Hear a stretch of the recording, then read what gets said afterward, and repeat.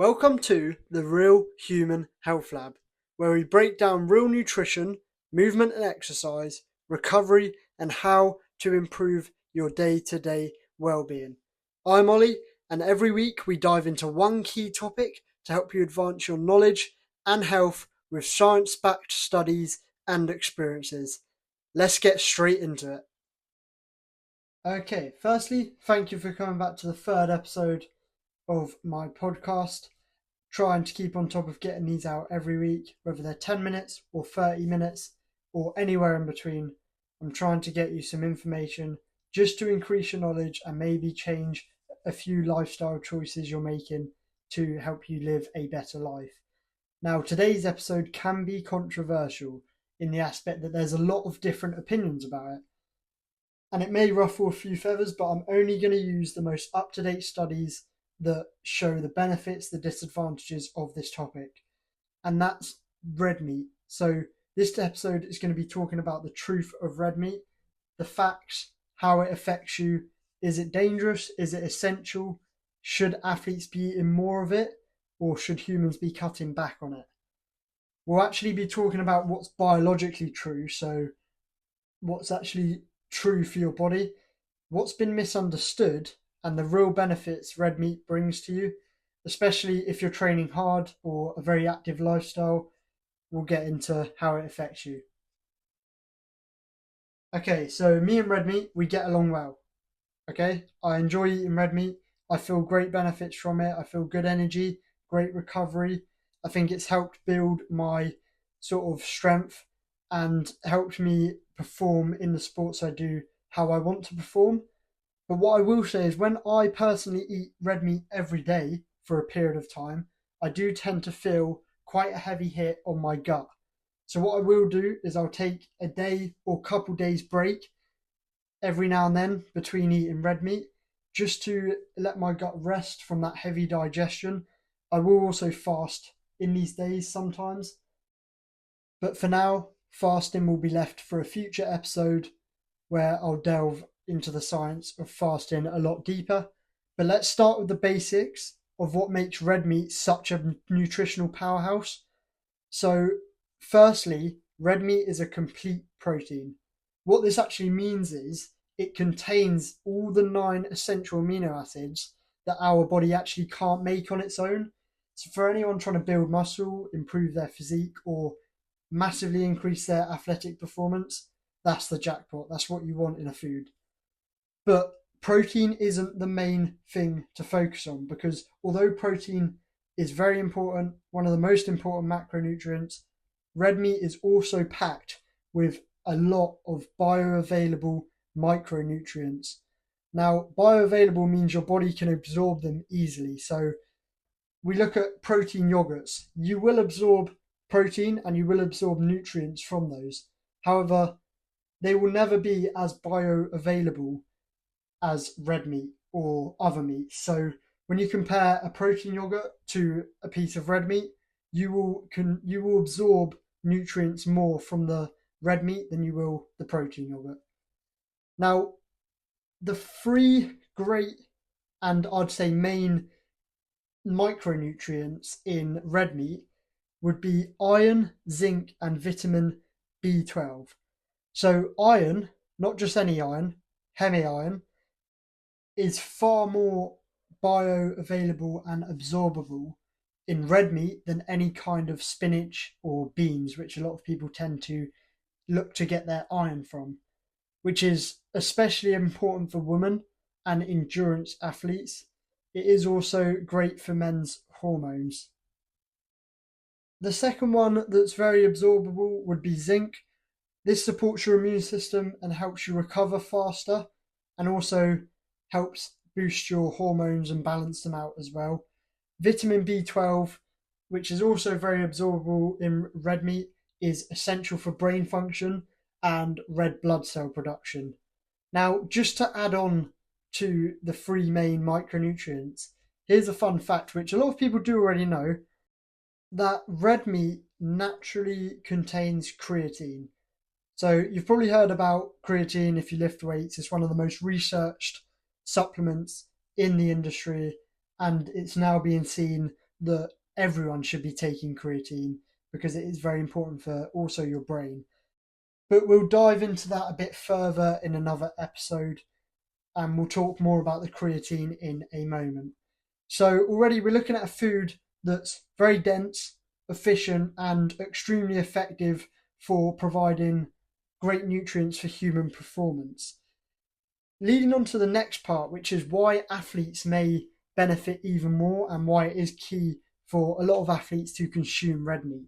So for athletes and active people, red meat offers some extra benefits. And I say extra benefits, obviously it does also apply to your average non-active human being. However, this will help people who are using their body a lot more. So in regards to muscle repair and growth, with a high leucine content, red meat promotes muscle protein synthesis in the body better than any other sort of protein and many of the plant proteins that people also love to consume.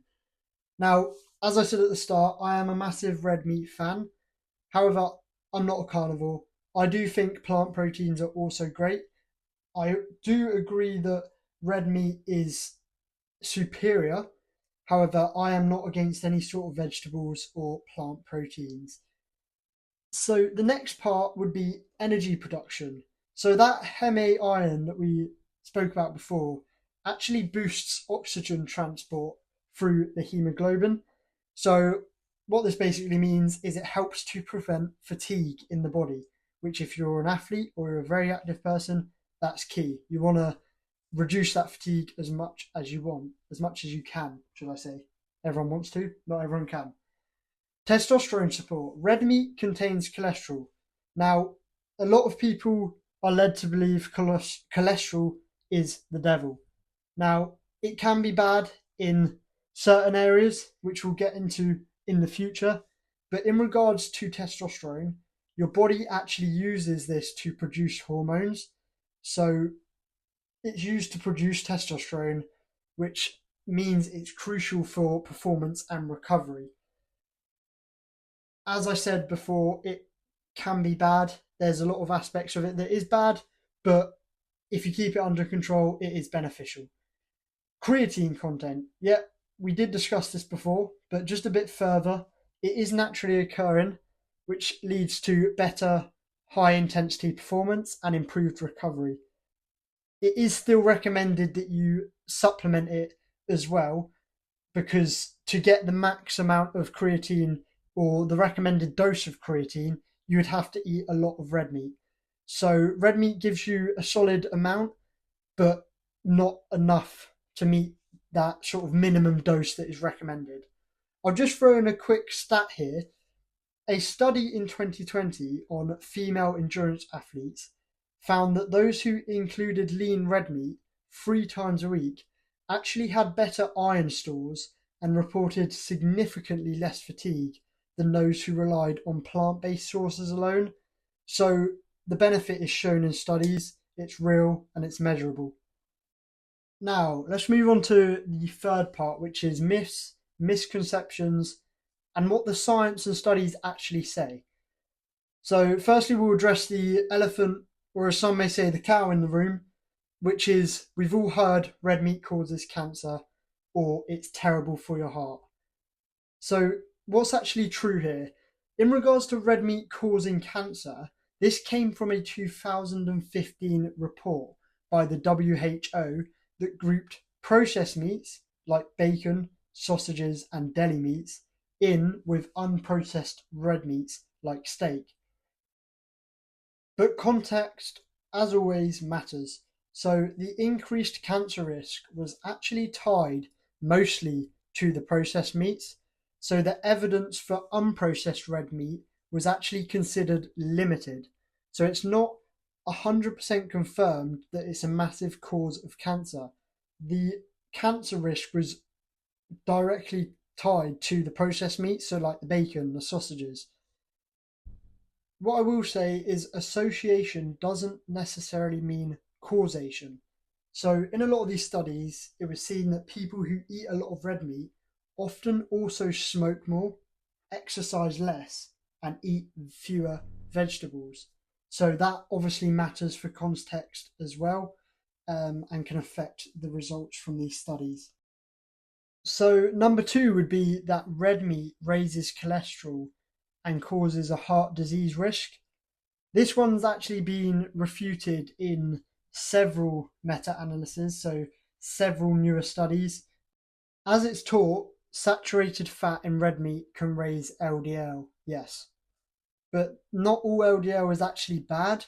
It's seen in loads of studies that it's the small, dense LDL particles that are risky, not the larger, fluffier ones that increase when you consume whole food fats. So the LDL increase from red meat isn't the risky one. Again, it's about context. So if your diet's already terrible, red meat won't save you. But if you're active, you're eating whole foods, you're sleeping good, and you're managing stress to your best ability, then moderate red meat intake is unlikely to cause any sort of problems. As I say, it's not guaranteed that you won't feel problems from red meat. As myself, I feel gut problems sometimes if I overeat red meat, but it is unlikely if you lead a healthy lifestyle. The third one would be red meat is inflammatory. So that's not true in healthy individuals.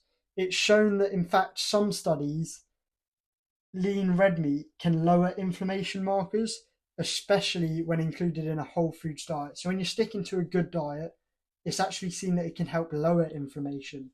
Now, those three, what they call myths that have been sort of myth busted, I'm not saying they're 100% true. There's constant studies coming out about red meat, and this is the most up-to-date sort of evidence to show that some of these myths may not be true.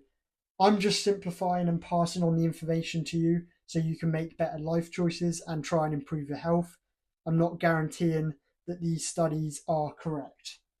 But what I will get into now, which I have also figured out myself through my own sort of experience over the past 4 years, is how to eat red meat smartly. Now that we've cleared sort of the air on the myths and the studies, let's talk about how we can actually eat this wisely in our diet. So I'll give 4 tips for smarter red meat intake. What you want to do is go for leaner cuts. So steak wise, we want to look at sirloin, tenderloin, and top round. They're a lot less sort of fatty if you're not trying to obviously gain a large amount of weight. If you're trying to gain weight, you want to go for the ribeyes, the more fattier cuts. Now, if you can, try and opt for grass fed. It does tend to have a better fatty acid profile and a better nutrient density. However, this isn't a huge difference, which we will get into in another episode next week. But it does have a slight nutrient increase. Now, portion does matter. A palm-sized portion, 2 to 3 times a week, is a great starting point if you're not a red meat eater at the moment. Now, try it out, stick to that, see how you feel after a month or two, and then if you feel great, you can look at increasing and see if there's any changes there. So, third, don't burn it. Char and meat can create compounds like HCAs, which can be harmful for humans. But what you want to do is cook it on medium or lower and marinate with herbs to reduce those risks. So a good herb that I like to use is rosemary. Now, I do sometimes char it because it does create a great taste, but there is some risk to that. And you can look a bit further into the risks of that if you'd like. They're not massive, but they are risk, and you can choose to avoid them if you'd like to. Now, it's always great when you're having red meat to pair it with plants. So you want to look at consuming greens, fibre, polyphenols, which massively help with digestion and oxidative stress. Now, what I do like to do is when I have red meat, I love to eat pineapple afterwards. I feel this massively helps me digest the meat. I'm not sure if it's a placebo because I know pineapple digests meat, but there has been studies that pineapple has a digestive enzyme called bromelain, and that massively helps the digestion of tough meats. Now, Personally, I like to do it because it makes me feel like I digest it better, but that's totally up to you. That's just an extra tip there. So I'll give my final takeaways on red meat here, which will include the facts and my opinions. So, what's the bottom line? Red meat is definitely not something to fear. I know a lot of the time, a lot of people have grown up to see red meat as very bad. In my opinion, I massively disagree. I've seen great benefits from it. It's something to understand. You want to research it more rather than taking the word of other people, which I find is sort of a big thing when it comes to health. Now, red meat for me, I did grow up thinking you should only have it once or twice a week. However, when I started to live a very active lifestyle, I found that I would feel even better when I increased that to maybe 3 to 4 times a week. So personally, I do not fear red meat. It is my friend. Sounds crazy, but we get along. So for athletes and active humans, it offers dense nutrition, supports performance, and massively helps with recovery in ways that few foods can. It doesn't mean it's essential for everyone, but it does mean it deserves a fair spot on your plate. So if you're training hard, you want to look at maybe switching it up from the chicken and rice, which a lot of people love, to maybe some steak and greens. Now, that's red meat. There's a lot more nutrient detail that we could go into, but I want to simplify it, get the very strong facts across to you, and help you make the great decision of whether you should include red meat in your diet to boost your health. Thank you so much for listening. I really appreciate it. As I always say, leave your questions, recommendations, and tips either in the comments or you can private message me. Have a look at the weekly challenge and ask me anything you would like. Have a great day and take care. See you next week.